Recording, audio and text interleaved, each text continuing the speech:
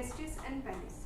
He has extensive experience in robotic surgery and is recognized by the Intuitive Surgical company that makes the Vinci robot as a mentor and has trained many teams in Europe, England and many more in India. He has performed more than 500 robotic prostectomies and more than 150 robotic partial nephrectomies in addition to hundreds of others open and laparoscopic cancer surgery. He has over 22 peer-reviewed publications and numerous national and international presentations. So welcome doctor to our Facebook live session. Good afternoon everyone. So starting with our questions, so doctor, could you please brief our audience what is prostate cancer? Prostate cancer is a cancer that develops in prostate gland. So prostate gland is at the neck of the bladder. So when the urine starts coming out of the prostate and goes into the urethra, that's where the prostate is. So a cancer developing in the prostate is prostate cancer. So doctor, what are the signs that prostate cancer has spread and where is the first place that prostate cancer spreads to? So normally, as with any other cancer, what we tend to say is that the moment anyone has symptoms of a cancer, by then the cancer has already spread, and the same holds true for prostate cancer. So the initial stages, when it is curable, prostate cancer, there aren't any symptoms of it. However, prostate cancer tends to be associated along with what we call as benign enlargement, non-cancerous enlargement of the prostate, and the symptoms of prostate blockage is what points the patient or what encourages them to get investigations done. So the symptoms are mainly with respect to the waterworks, urine, in that they will go to urine more often, they would go to the toilet but unable to start passing urine. They have to strain to pass urine, the urine stops and starts, and at the end of finishing to pass urine, they feel that there is still something inside that needs to come out. So these are all the symptoms related to prostate. However, when the prostate cancer spreads to the other organ, the commonest being the bones, the patients can have a fracture in that area or in the initial stages just have pain in those areas of the bone. So doctor, what are the danger signs of prostate cancer? So prostate cancer, if you think of it, what can be an emergency related to prostate cancer? So as I have alluded to, prostate cancer can spread to the bone, and spine is an important area or a common area where the prostate cancer spreads to. Occasionally what tends to happen is the cancer is so significant or so big that it causes compression of the spinal cord, because of which the patient will have sudden loss of any power in the lower limbs, in the legs. They can't stand, they will lose control of their bowel as well as urinary works, and that indicates that there is a cancer in the prostate that has spread to the bones, and that has led to the compression of the spinal cord. So that is a dangerous sign. So in patients who are known to have prostate cancer commonly, or patients who are not known to have prostate cancer but have these kind of symptoms which are sudden in onset, we need to rule out a prostate cancer. So if there was one dangerous symptom or presentation of prostate cancer, is what we call as a spinal cord compression, that can cause severe symptoms, and it is dangerous and it has to be treated on an urgent basis. So doctor, does it spread to the bones, and how long does it take for a prostate cancer to spread to the bones? So prostate cancer, as I have said, spreads to the bones. It spreads to the spinal bones more often. It can spread to the long bones as well. Long bones are the thigh bones or the shoulder bones. It can spread to those bones as well. So how long does it take? Generally, everything with respect to prostate cancer takes quite a few years. However, if the cancer is an aggressive type, it can spread to the bones sooner. So doctor, what is the main cause of prostate cancer? Are there any particular causes? So what we are seeing now in India is that the prostate cancer incidence is on the rise. So we are seeing more diagnosis of prostate cancer. We are seeing more advanced presentation of prostate cancer as well. Then you have to think, why are we seeing one straightforward answer is we are looking for it. That's why we are seeing more often. However, what we have done to our diet in the last 20 years, 25 years is that our diet has become more and more westernized, and prostate cancer is very prevalent in the Western societies. Almost 1 in 3, 1 in 4 people tend to have prostate cancer there. So in that sort of a situation, you have to ask, what is the difference between a Western diet and our diet? It used to be markedly different before, and now when our diet matches that Western diet, which is high calorie intake, high refined food or processed food intake, high on chemicals, high on treated as in reheated food, those sort of things we know can increase the risk of prostate cancer. So we are seeing more of prostate cancer, and the reason for that is westernization of our lifestyle, which is increased food intake, decreased activity, and higher percentage of our population being obese. Those are the reasons.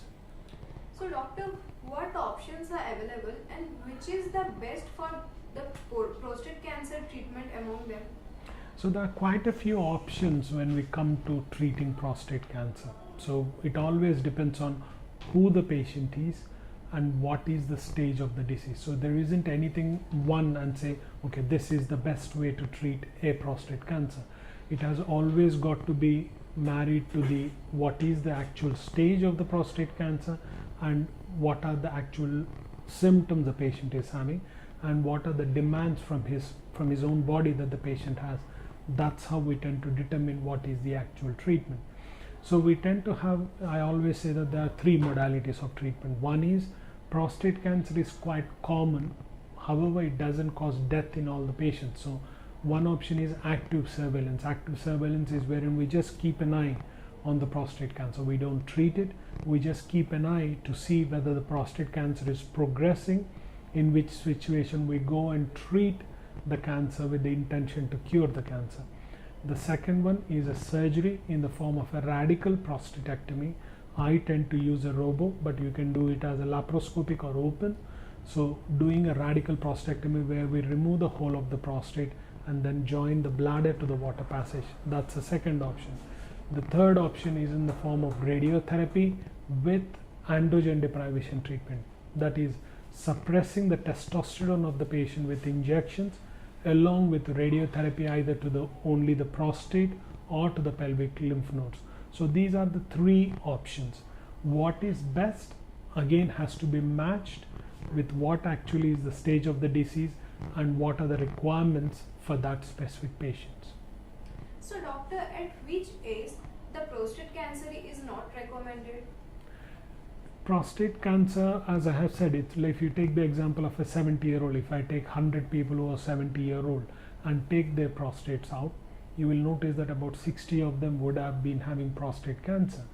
That doesn't mean that all those 60 people needed their prostate treatment. So prostate cancer is very prevalent, however it doesn't cause cancer, it doesn't progress enough for it to be causing cancer. In other way, what we tend to see is prostate cancer doesn't kill anybody in a year or half a decade. It always takes almost a decade for it to be afflicting them. So all prostate cancer patients do not need treatment. So anybody whose life expectancy, let's say, is less than 2 or 3 years, they don't need investigation to detect a small volume of cancer. It is different if they present with symptoms of metastasis. That is different, but we don't need to go around trying to diagnose cancer in all patients. Answering it specifically, the elderly the patient is, and elder age or old age is always related to how physically fit the patient is. We tend to say that the younger the patient, anybody under 72, 73 who is fit enough is a patient who can have surgery to treat the prostate cancer. The more elderly they are, the more advanced cancer they are better off treated, being treated with radiotherapy. And once we come to around 80 years, probably they don't need any sort of treatment. So those would be the ballpoint figures with respect to what are the appropriate treatment options for each age group.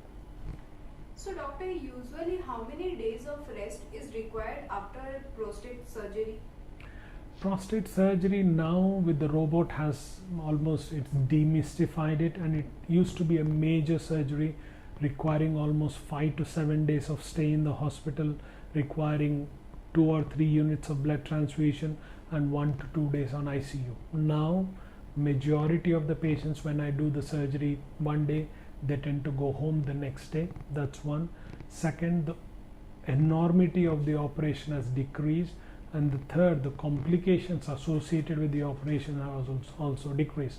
So taking these things into consideration, how long does the patient needs to rest? They can do their day-to-day activities from almost day 2 to 3. They are fine to do it. When can they get back to work? The younger the patient, probably they can get back to their work at around 4 to 6 weeks. Of course, if they are elderly and infirm, they will take longer, but average I would say around 6 weeks they can go back to their full normal activities. So doctor, what is prostectomy? Is it a major surgery? So prostatectomy, like with anything else, esophagectomy or gastrectomy is removal of that organ. So gastrectomy is removal of stomach. In the same way, prostatectomy is removal of the prostate.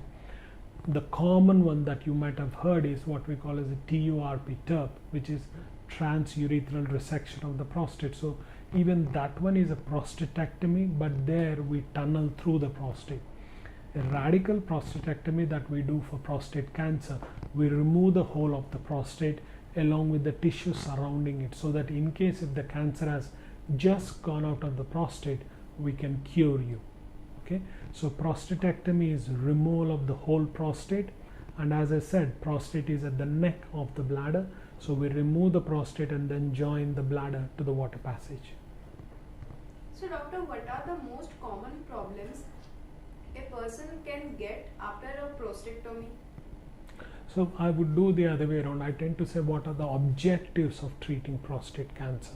So we tend to use the words called as a trifactor or pentafactor. The first objective is to cure the patient of the cancer. The second objective is to keep their continence so that they don't leak urine. The third one is to maintain their sexual function.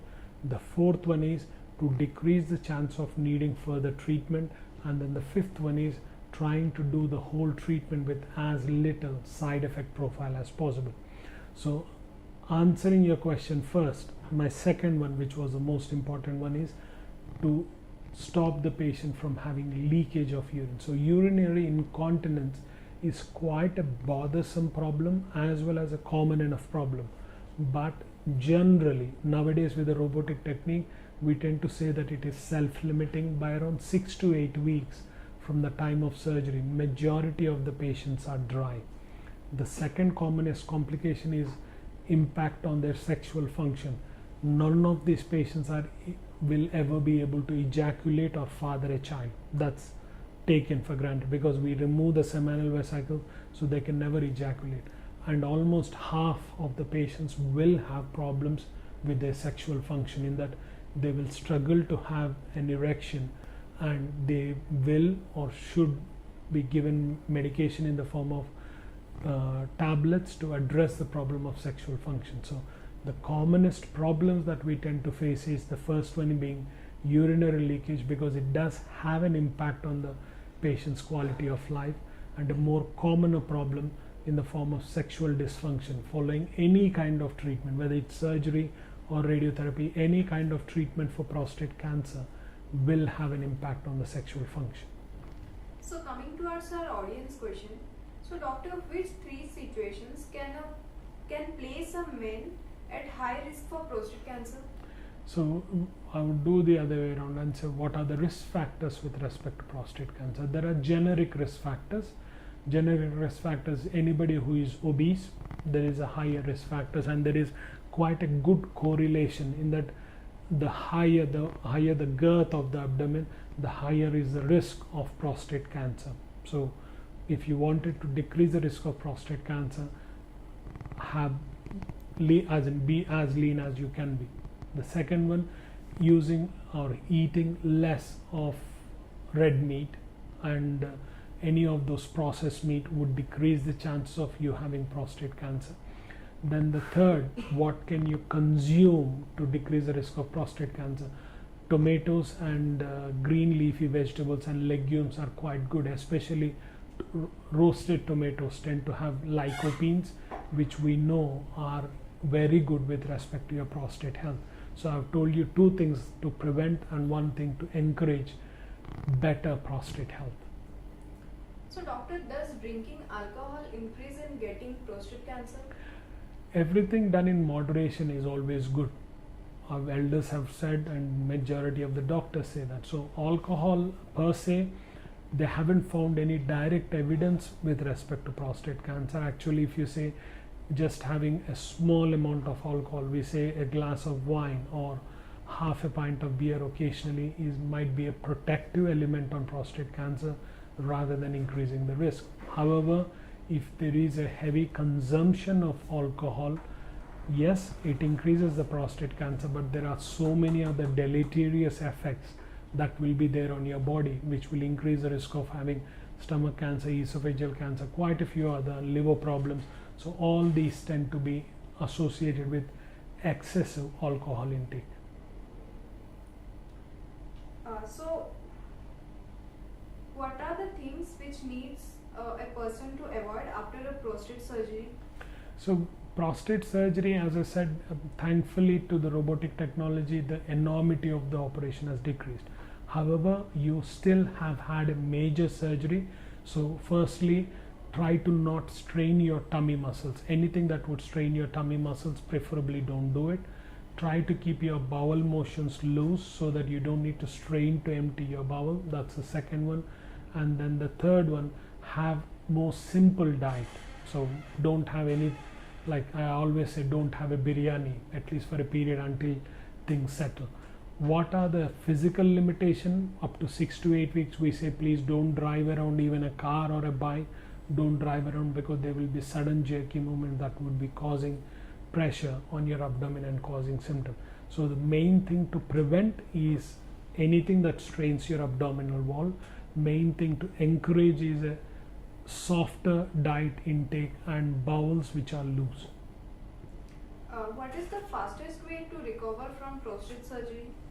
So the fastest way of recovering from any surgery is a positive frame of mind.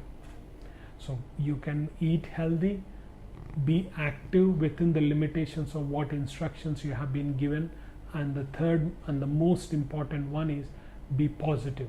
I always tell my patients at 6 weeks from the date of surgery, identify a date and say I will be normal on that day, and that's what you have to work towards. So being positive about your outcomes with respect to cancer treatment, being positive about your recovery is very, very important as your diet and physical activity. So positive frame of mind is the most important thing for you to make a quick recovery from the operation. So doctor, what is the success rate of radiation and hormone therapy for prostate cancer? So I always tend to say this to all my patients. So if you take it at the face value, anybody having a prostate cancer that is within the prostate, whether they go for surgery or radiotherapy, both of them are same. So the efficacy is the same. So what are the numbers? If a cancer is localized within the prostate, the chance of cure of the cancer, whether you go for surgery or radiotherapy, is almost up to 90%. So there is 9 out of 10 patients will be cured of their cancer. And if there is a bit more advanced, that might come down to 70%. So radiotherapy is equivalent to surgery. Of course, the treatment has to be tailored towards the patient. How long do they give the hormone therapy? How much of radiotherapy dose to be given? How much? What are all the areas that need to be covered? Whether it is surgery or radiotherapy is better performed in specialized centers. So can a prostate grow back after the radiation? So prostate, following radical radiotherapy, prostate cancer can recur, in that the cancer is so aggressive that in spite of radiotherapy, prostate cancer can recur. It can recur locally. Chance of that are small. It's not that it's zero. Chance of that are small, but it tends to recur in other areas. It can recur in the bone or elsewhere. So Can the prostate regrow? I would put it in the other way. Prostate cancer can recur in spite of radiotherapy, as it can recur in spite of surgery as well. So doctor, what is the life expectancy after a prostate radiation? It is same. So the objective of treating prostate cancer is so that the patient can have whatever is the God-given expected lifespan. That's one. Second, with minimal impact on his quality of life. So those are the two things. What is the chance of his normal survival? It always depends on what is the actual stage and grade of the cancer. So doctor, do vitamin E and selenium protect against prostate cancer? So as with majority of the things, any of this what we call as nutraceuticals or nutrient supplements, whenever they did case series in that they would look at 100 people who are taking this and say that there is a lesser risk of prostate cancer. But when you look at it from outside, these people are just not taking selenium or vitamin E. What they are doing is they are altering their lifestyle as well. They are more healthy, they are slimmer, they are more conscious of what they are eating. In additionally, they also take these supplements. So of course the risk of cancer in those patients would be less. But when you put this principle to a randomized controlled trial, quite a good randomized controlled trial, there wasn't any decreased risk with these medication. So if you ask me, is there any evidence for using this? No is the answer. But the second, will they do you any harm?